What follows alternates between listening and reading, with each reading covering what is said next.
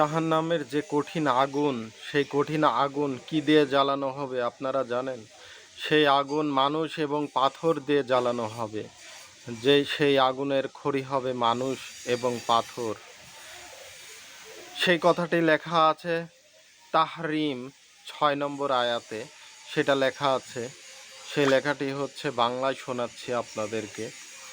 হে লোকজন, যারা ঈমান এনেছ, তোমরা নিজেদেরকে এবং নিজেদের পরিবার ও সন্তান সন্ততিকে সেই আগুন থেকে রক্ষা করো। মানুষ এবং পাথর হবে যার জ্বালানি।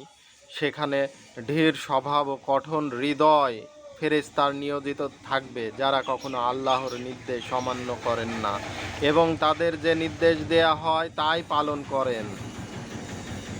এটাই হচ্ছে কোরআনের সরাসরি সূরায় লিখিত আছে। সূরা তাহরিম রুকু